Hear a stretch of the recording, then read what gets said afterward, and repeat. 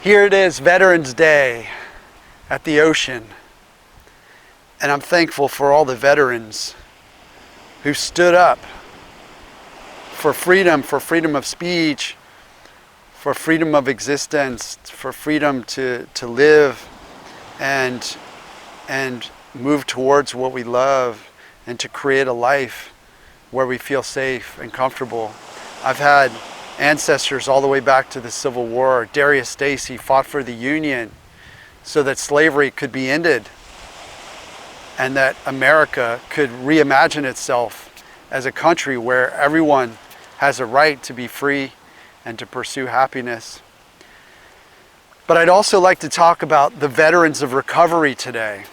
So the veterans of recovery, who are they? What did they do? Pretty much all of them had the condition that we're here to heal.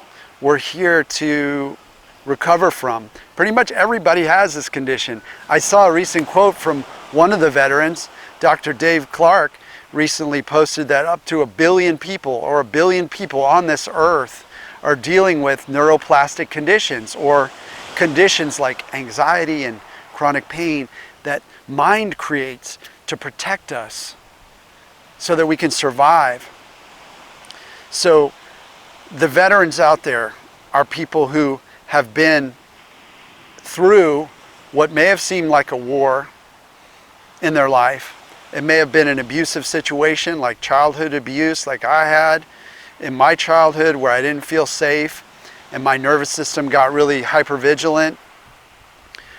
Or it may have been a specific trauma where something happened and nervous system got really buzzy, got really intense and started creating sensations. So veterans are people who've come through something and then their nervous system has to realize that the war is now over. They're veterans, they're home. It's time to put down the weapons, shed the armor, and enter into a new mode. The veterans that I'm talking about on the healing journey are folks who've moved past that war state of their early years or whenever that happened into a knowledge that they could take their armor off. They came up with a bunch of techniques to help take the armor off, and then they moved into a whole new realm, a realm that I'm in now with a mission of helping others to recover.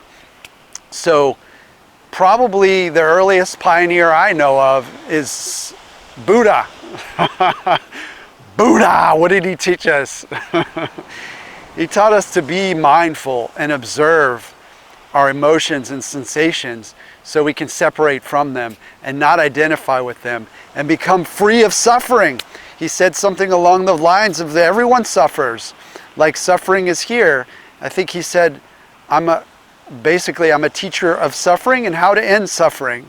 And how you end suffering is, in his practice, you meditate, and by meditating, you create a state of mind, a persistent state of mind called enlightenment, where you realize that you have sensations, but you're not sensations.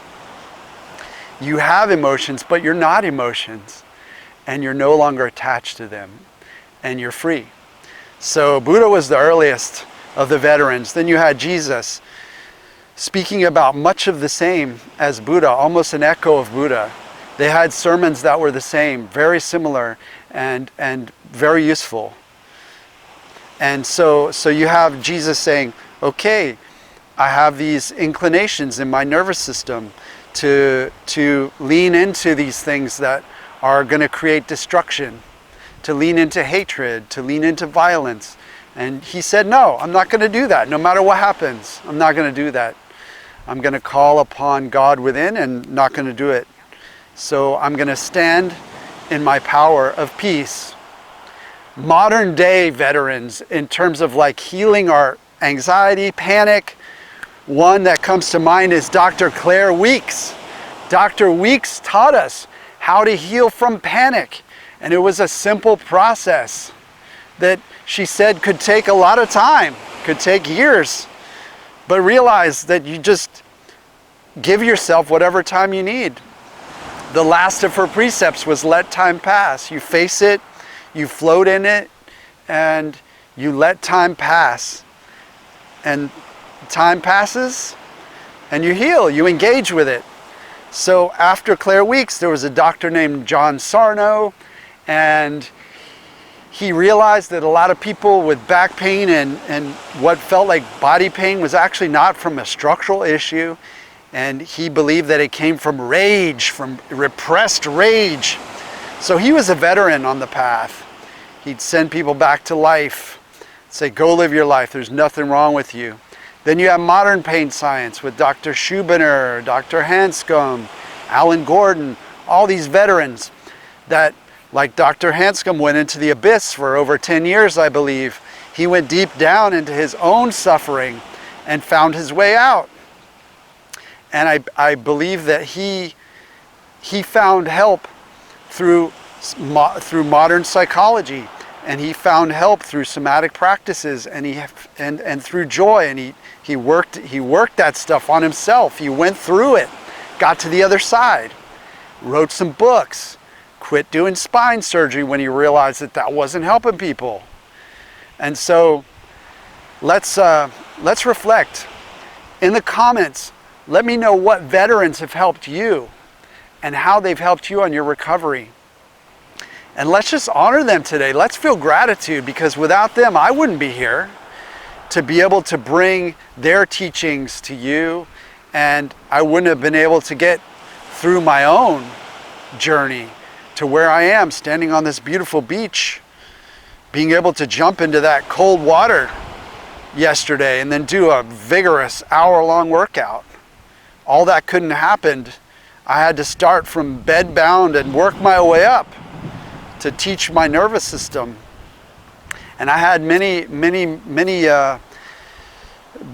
benevolent veterans on my own journey. I had Dan Buglio's group, amazing souls there. Dan himself helping, everyone coming together with their energy. I had Dr. John Connolly in rapid resolution therapy, which I practice to this day. I've done 6-7 trainings and put in hundreds of hours of working with other practitioners and working with clients and integrating that with pain reprocessing therapy from Alan Gordon and Dr. Schubiner. And so all of these veterans have really enriched my life, and probably yours too. If you need one-on-one help, reach out at healingwolfcoaching.com or find me in the Healing Den on Facebook. I'll see you in the next video. Thanks for watching.